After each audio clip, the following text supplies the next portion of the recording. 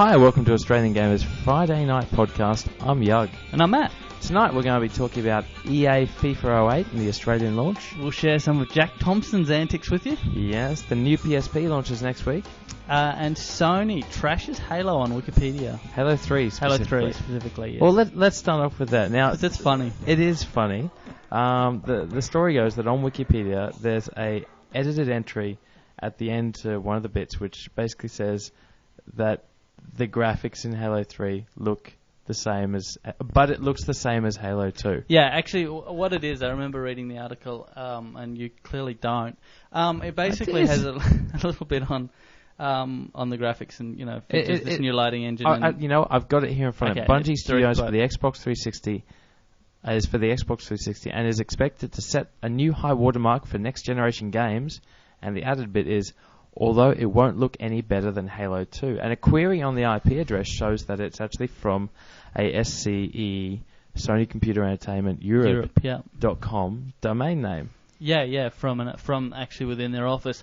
The reason this has come to light is because someone actually wrote a tool. Have you actually seen where all this info is coming from? No. Someone wrote a tool that basically data mines Wikipedia and finds out where because the changes are logged by IP, it actually finds out, connects those IPs using a whois query to tie the two together. Yeah. So it's actually able to find out who has made all these historical changes. And some very interesting information has come to light in terms of people making their own changes. Is this the whole thing with the Vatican and the CIA and all these big companies that are trying to... No, you're thinking of the Da Vinci Code. That's a totally different... No, I don't know. Probably. There's probably been a fair bit of that. There was a big controversy over the CIA editing certain pages on Wikipedia. Oh, yeah. No, you're right. I don't think that was the same kind of controversy. Don't get me wrong. I think it was information that was... I'm not putting Sony right up there in the same echelon, as the same region as the CIA. Yeah, the CIA doesn't have the same budget. That's true. No, you know what? I think you're actually... I hate to admit this publicly, but I think you're actually right. It happens more and more. No. I think that... I think that you're right in that that's how the CIA... Now, what they were doing was they were editing countries' information, and depending on who you are and how you feel about it, some people say that the CIA is basically using Wikipedia to spread their own propaganda about countries. Other people are just saying they're simply adding useful and helpful information that is from a publicly available source.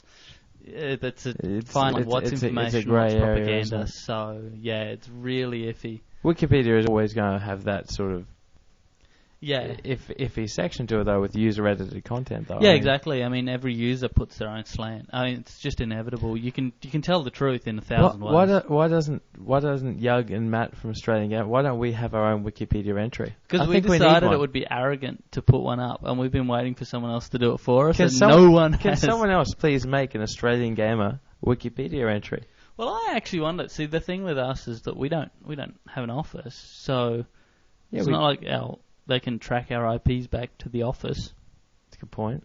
So we're just commercial ISPs. So but yeah, and you've just ruined our plan on the podcast. But anyway, there have been actually a couple of other interesting things done with that same sort of technology, and that EA has apparently been systematically editing their own history to remove the bad bits. The bad bits, yeah, basically just revising it.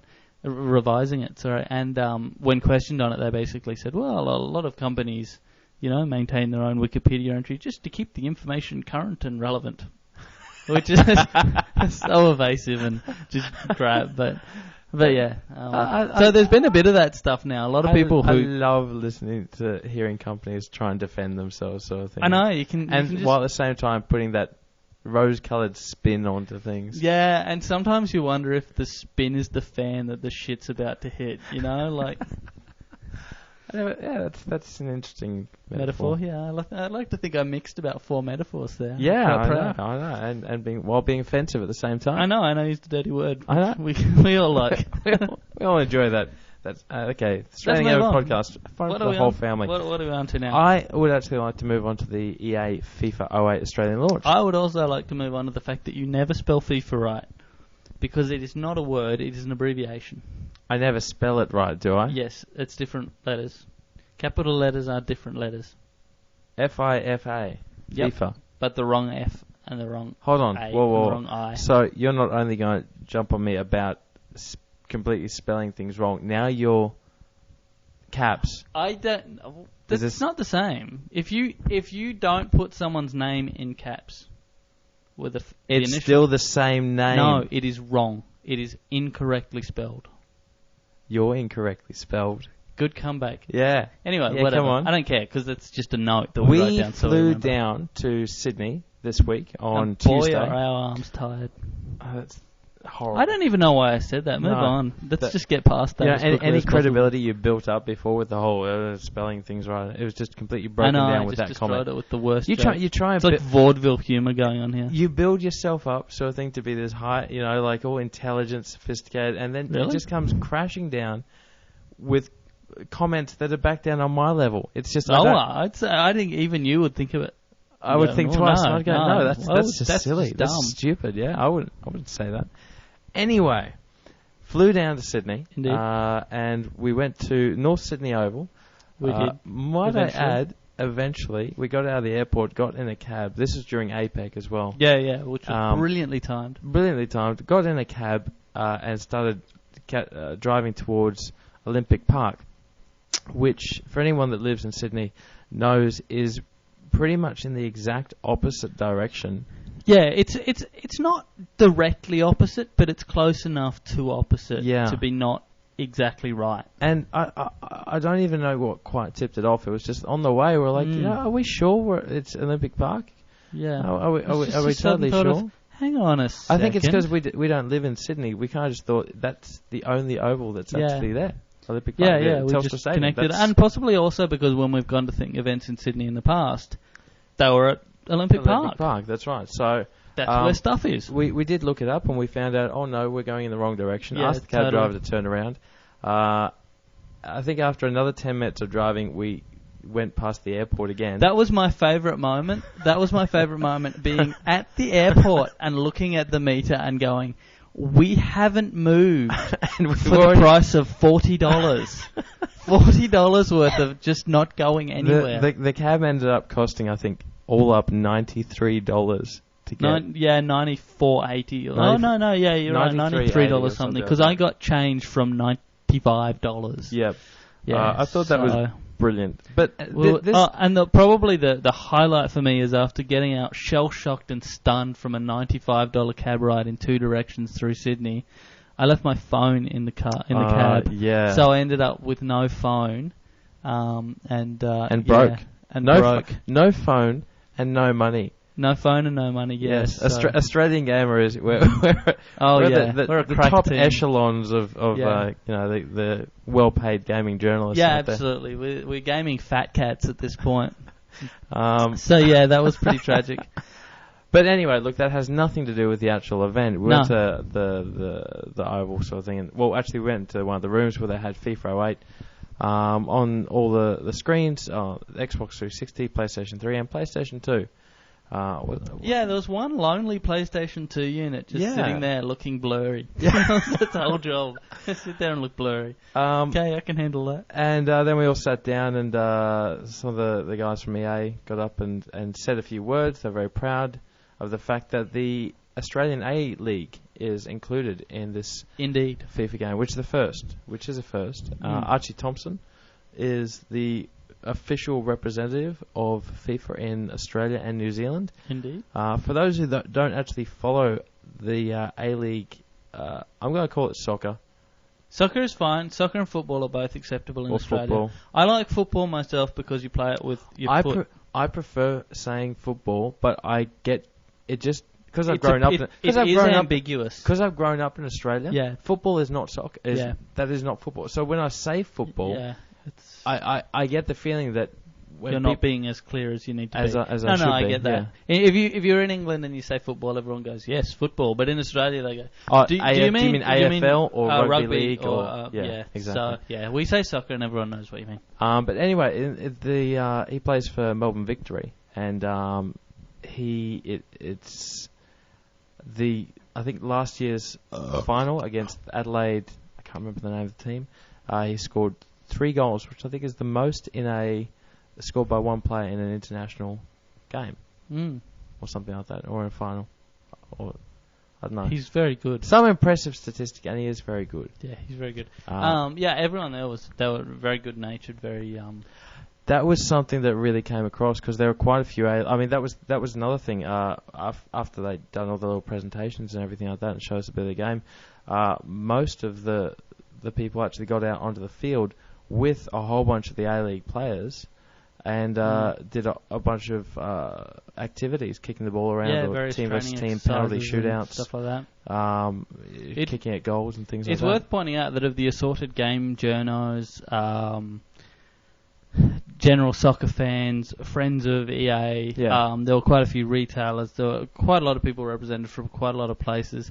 There was a single one person who sat out the on-field events, and that was me. That was Matt, but in his defence, he did seem to get bored and play ball boy towards the end. No, I did, but towards the start, I spent the whole time chatting with the one of the girls there. And fair enough. That was way cooler than... Roughly so. You know why? Because you're wearing my jacket. No, she lost interest after she smelled that jacket and moved away. Really? That jacket stank, man, seriously. I know, I haven't cleaned it since I've got it. It's so fair. I love that jacket. I put it on, I picked it up and went, is that, what is that? I don't know. And then I started to put it on, and I'm like, whoa, it's a jacket. But I was that cold, I'm like, bugger it. It's essence of Yug. Now I feel creepy.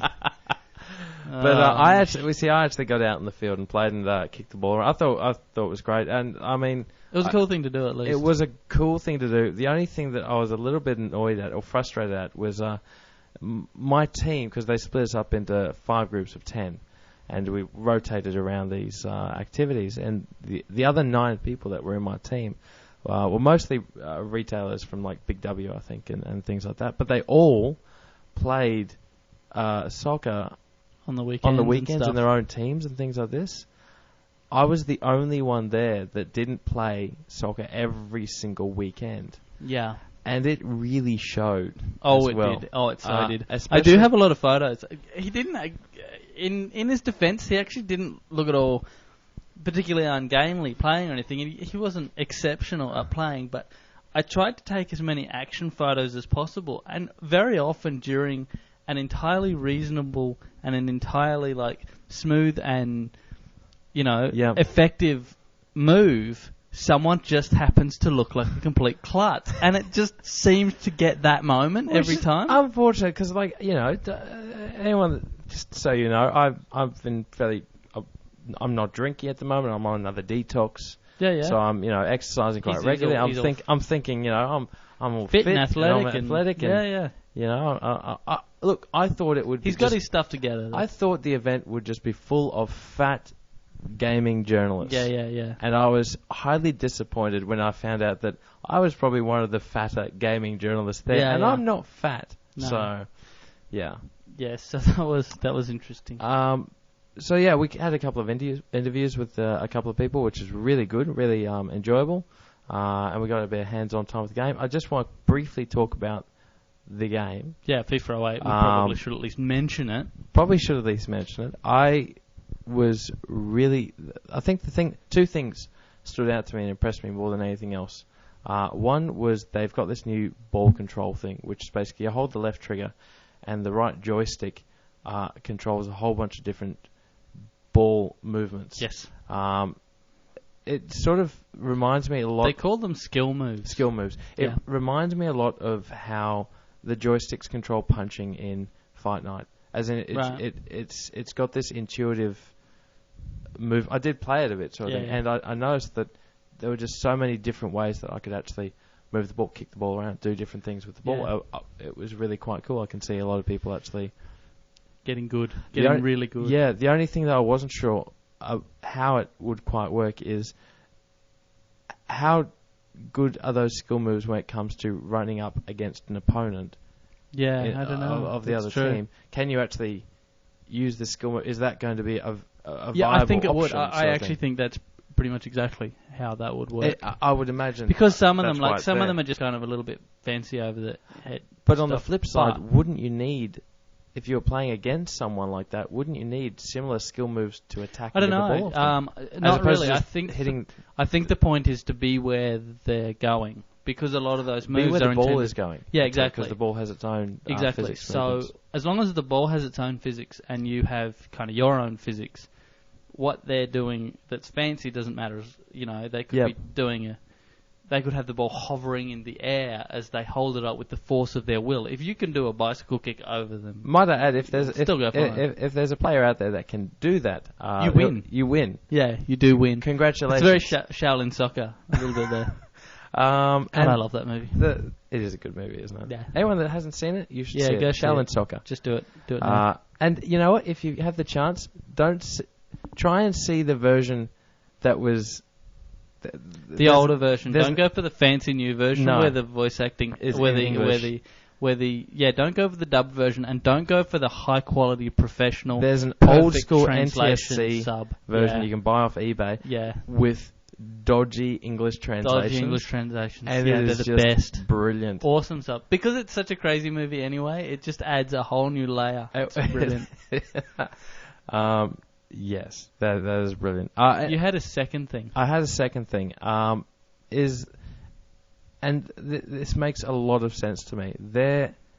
And I think that they're going the right way about it. Yawn. In 2010, they're aiming for 2010 to have a massive international tournament. There's this particular game mode. I can't remember the name of it now off the top of my head. 11.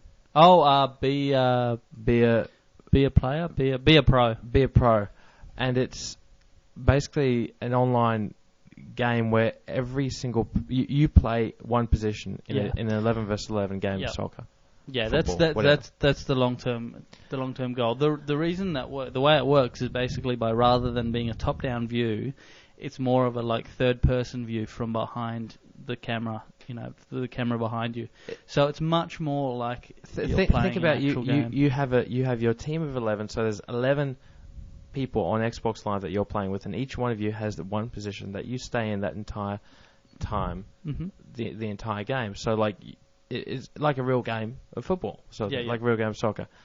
I'm getting really annoyed with having to switch between we the two. get it. You can we're talking about FIFA. Just pick one football. Or use both. Football. That's fine. And I think what's really good is they're aiming for 2010 to do an international, the best team out of Australia plays the best team in England. Really do championships. Usually, I would have expected a gaming company as I don't want this to come out saying bad, but as large as EA to actually try and pump out this kind of feature as quick as possible. Trust me. Say again? Large isn't bad. Trust me. Was that an entendre? Yeah, it was kind of entendre-ish, but not very good. Okay. But I'm just impressed that they're putting so many years to actually say, we really want to build this up into something that's really people special. would argue, and I'm just going to play devil's advocate here, that they should do that next year or this year, and why don't they? And so I'll just cut through that by saying they want to, but they're having a lot of technical limitations, in particular the setup of...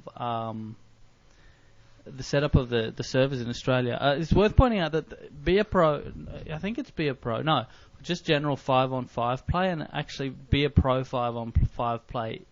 It's just general 5-on-5 play, actually. Online 5-on-5 play isn't supported in Australia because of it is going to be available in other places in Europe and the States, but not in Australia, unfortunately. And they said that was... we actually talked to Andrew Wilson, who's one of the guys who the main producer of who's FIFA the over producer. in Vancouver. In Canada, And he's an Aussie too, which I thought was he's an really Aussie. cool. He's a Gold Coast boy. We did interview him, and he was really, really cool and really excited. But he did explain a bit about that. He basically said, look, we really wanted to... It's tough to make a game like that fun because most of the time, if you play the one position for an entire game of football, you're just standing there waiting for the ball most of the time, and you get the ball, then you pass it straight away. How do you make it exciting for the people that play that aren't forwards? Basically, exactly. And how do you stop everyone wanting to play Ronaldo? And how do you stop everyone wanting to play? So I think it's good that they've set themselves that long-term goal, and they're announcing it now. He said they actually, that's just been announced quite recently. He did say that they actually have it running. They do have 11 on 11 running in their dev system, but all it is the whistle blows and everyone runs with the ball. The ball, yeah. So he says it turns into 8-year-old soccer, basically. Yep. Which it has its appeal anyway, but still. It does, but yeah. Anyway, so look, the trip was great. It was good fun, and we'll be doing a write-up on our trip. We will. We should have by now, but we should have by now. But we've been swamped. You should expect. Yeah, exactly. If you're holding us to any sort of expectation, and I'll also do up a preview of the game because Matt, I don't think has played that much FIFA before. I know that FIFA stands for something. I got into it around about the World Cup. I know that FIFA 08 is the one after FIFA 07. Thank you for your stunning input. I want to give my impressions, though, just very quickly, which is that I, as someone who, while not a big FIFA player or FIFA fan... Or sports game player, really. Or sports game player at all in general, I really quite enjoyed FIFA World Cup myself in the little bit that I got to play of it. And I also wanted to point out that even as someone who doesn't know much about soccer, I still know how people move, and they move like that. They move like FIFA. It's actually really good the way they've done the motion of the people. It's very impressive. It's quite good, and we'll see some really impressive skills and some really impressive videos and stuff come out. Look on YouTube actually, and you'll probably find some nice little skill videos. Yeah, from and this engine and the last. No doubt more of those will be coming on when the new one's out. Yes, there is that. But yeah, so that was exciting, and you'll read more about that. Indeed, probably next week. I think we'll put that stuff up. Indeed, yes, we will. Moving on now, just as a disclaimer here, Matt said to me before the podcast, you're not going to like this, but I want to actually talk about some Jack Thompson antics. And man, it's Jack. What now? Do we have to? But he insisted, and he wouldn't tell me anything else. Yeah, what? No. What? Why? Yug has like a Jack Thompson embargo. He doesn't want to talk about it. He's bored with it. But to me, I just find it so funny, and he's. You love game politics, sort of. I love it. Yeah, I love that sort of social stuff, and I love the legal stuff, and I love the fact that he's so balmy. Guess who Jack Thompson has now subpoenaed? Penny Arcade guys. Higher. I'll give you a hint. He's in Australia now. He has subpoenaed George Bush for his legal defence. I know. I've got just this staring wild eyes happening from out. He has subpoenaed George Bush. Now, this is what happened, as far as I can tell, is the other day, no words yet. Jack Thompson got up one morning and he got out and he walked out to the bus, and the bus driver said, "Where do you want to go?" And he said, "I would like to go to Crazy Town, please." "Would that be a return?" "No, thank you. One way." And he's gotten on the bus and he's gone to Crazy Town, and that's where he now lives. Okay. And he's doing all of his... Now, what's happened, apparently... Yes. This is I'm trying to follow. Not only is it kind of hard to remember the link, but it's kind of hard to even follow. Yep. Because only in the crazy mind of someone from Crazy Town does any of this make sense. Okay. But basically, in his one of his recent trials, the ones that do you remember a case where someone shot a cop a while ago, and he basically represented the represented the family of the cop, I think or something so. like that. Yeah. No, the kid, the child. Yeah, because he claimed that it was GTA that influenced him. So the company, the company that was defending them, the company that promoted the game, also has lobbyists that lobby in Washington, and they lobby Republicans, and therefore that makes George Bush a direct connection back to Crazy Town. If there was any indication that the only reason Jack Thompson is doing this anymore is for the publicity, I think that's... Surely that's... There's two possibilities as far as I can tell. One is that he's just gone for broke and just gone, I'm going to do the zaniest thing I can, because then people who really weren't allowed to talk about me anymore are just going to go, whoa, guess what he's done now? The other possibility... In which case... Fair enough. Okay. The other possibility is that he's just really, and I'm not even joking, gone completely barking mad. You don't subpoena the president in your legal defense unless you either... Okay, I'm going to sound really ignorant here. What does it exactly mean to subpoena someone? It means that you require them by law. A judge actually signs a subpoena and says you are forced... Well, you actually subpoena someone for something. You don't just, get a subpoena. But it's basically to do something, usually to either provide documents or to appear in court yourself. I'm sorry, so has he actually gotten this subpoena, or is he applying for it? He has applied for it, and he's basically demanding that the judge sign it. And if the judge doesn't sign it and refuses to sign it, then... I don't think he used the word poo-poo head, but it was the theme. Right. And and just to bring this all back, what is this in relation to? Is it that case you were talking about? No. This is the funniest thing, apart from the words George Bush actually coming up at all. It's in response to the allegations that he's crazy. Because you know how the Florida Bar Association have... Yeah. Well, his trial is actually on the 29th of November, and it's in relation to that in some crazy way now. If you're ever trying to defend yourself as being insane, you don't subpoena the president as part of it. And Jesus, I can only assume Jesus is next. Tinky Winky. I know, it beggars belief, but he really has gone completely insane. Hey, I want to just quickly look up the exact link that he followed in his little brain. I don't think we have time to do that with my connection. No, we don't. Yogs decided that he wants his internet made of cheese. I usually have an ADSL2 connection. I may have downloaded a little bit too much in the last month, and now it's shaped to 64K. Yeah.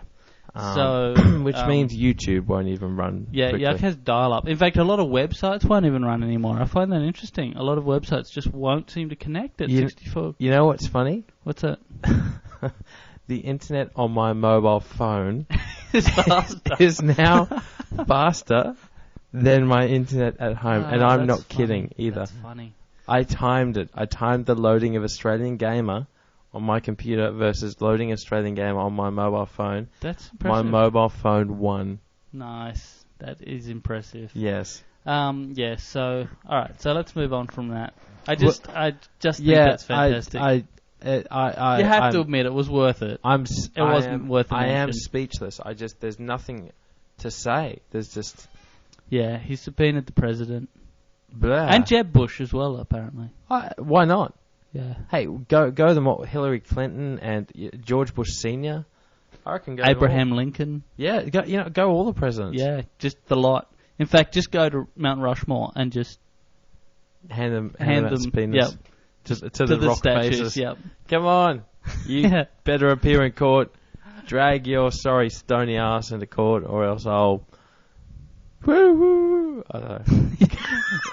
Runs around, yeah. Runs around. Tinfoil hat on head. Throwing feces at people, That's the next step. He has to throw feces. That's the only place he can go from here, is bodily fluids. That's all he's got left. The last thing that we're briefly going to touch on is something that we really should be touching on next week. Probably talk about next week. But we'll talk about it only briefly, which is that the new Slimline PSP comes out next week. Yug doesn't care. I care. Because I'm going to get one. It's not that I don't care. I've said this time and time before. It's just I don't have a portable system. I have no desire or need to have a portable system. And frankly, if I was going to play games on the PSP, I'd probably buy them for the PlayStation 2 because they're all ports anyway most of the time. Okay, that's not true, but whatever. Moving on from that, I actually didn't want to talk specifically just about the PSP. What I actually wanted to talk about is Sony in general, and the reason that comes up is because I needed a new phone because some idiot left my phone in a taxi in Sydney. So I decided that... hold on a second, that idiot was you. Clever. I see what you did there, yeah, whatever. Okay. So I decided that for some reason I love Sony, and I've decided to buy a Sony Ericsson phone because I've had them in the past and I've liked them. I find it really interesting that this incredibly cheap $150 Sony Ericsson prepaid phone has music software that is so... Well, it's a Walkman phone. It is a Walkman phone. It is specifically from their Walkman range. It has software that is so much better than the PSP that it's quite startling. In regards to playing music or just in general? In regards to playing music and probably in general. Would you say, for the record then, that you think that the software interface on your Sony Ericsson Walkman phone is more intuitive than the PlayStation 3's user interface? Well, it's different in that respect. The actual user... The reason I say this because the PSP and the PlayStation 3 interface is the same. There's nothing especially bad with the cross-media bar. That being said, if you're going to have a cross-media bar on some of your products, why not put it on all of your products? If there's any one thing Sony don't do, and it's funny because they get accused of doing this all the time, it's integrate their products as a consistent product line. I want... You hear people talking about Sony like they use these proprietary things to lock you into stuff so you get the Sony... You get Sony Walkman and that... Yeah, because you end up with the memory stick, so then you got to get that to use the memory stick. You get Sony beanies, and they only really go with Sony jackets. They don't go with any other clothes. Okay, I was being not stupid, but yours is fine. It's true. Yes, but the funny thing is, even if you say, "Dear Sony, I want to succulate your teat. Please let me," you can't because none of their stuff is properly interoperable.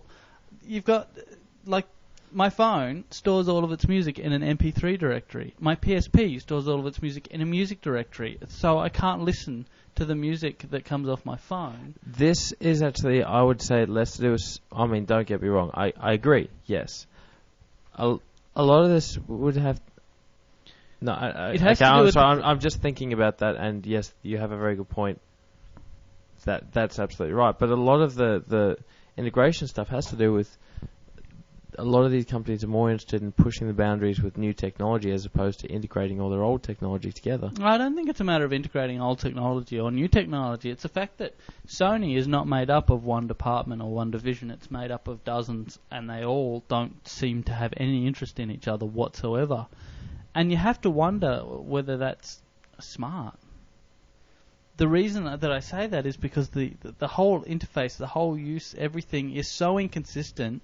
And the Sony Ericsson phone that I have, which is a dodgy one, I think it's a W200i, is so much better for playing music than the one built in the PSP. Is it with your headphones in sort of thing?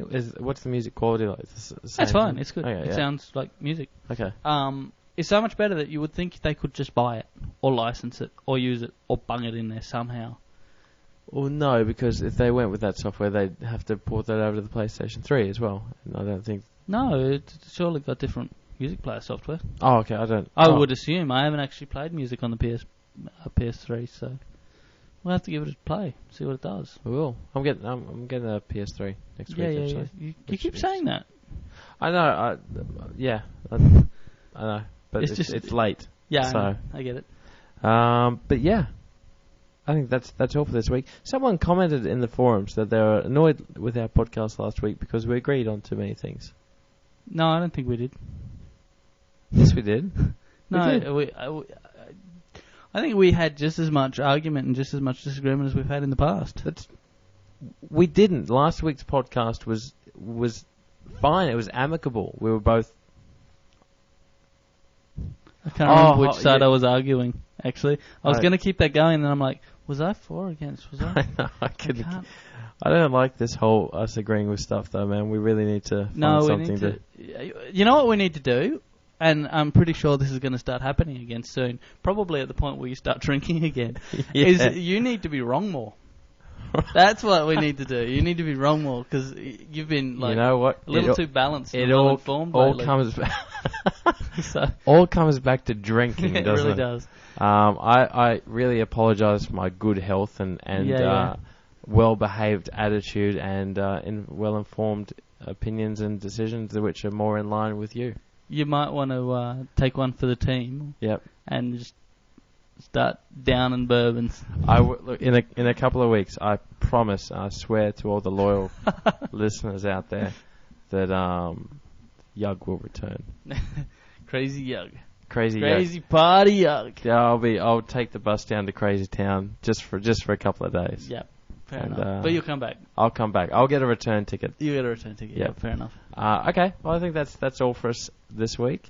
I'm off to Byron Bay this weekend, which I'm very excited about. Yep. With it's an interesting mob that I'm going to Byron Bay with, actually. All friends, but I'm going with 2 people from the Creative Assembly, 1 person from Pandemic, 1 person from THQ, and 1 person from Oran. THQ? Yeah, THQ. Who? Lauren. Oh, okay. Yeah, which I think is just it's a nice mishmash of people. And it's always good to see that the gaming industry and community in Australia is they don't really care about where they work. No. You know, we all have similar interests and we all get along. So. Thing. Yeah, exactly. So that's good, and it should be good apart from the rain. Yeah, well done with that. Yeah. So you're gonna hang out on the beach? Play poker, I think. Is the plan. Drive to Byron Bay, sit in a room and play poker is the plan. Sounds exciting. Yeah. But yeah, anyway, thanks everyone for tuning in. Thanks indeed. We'll talk to you again next week.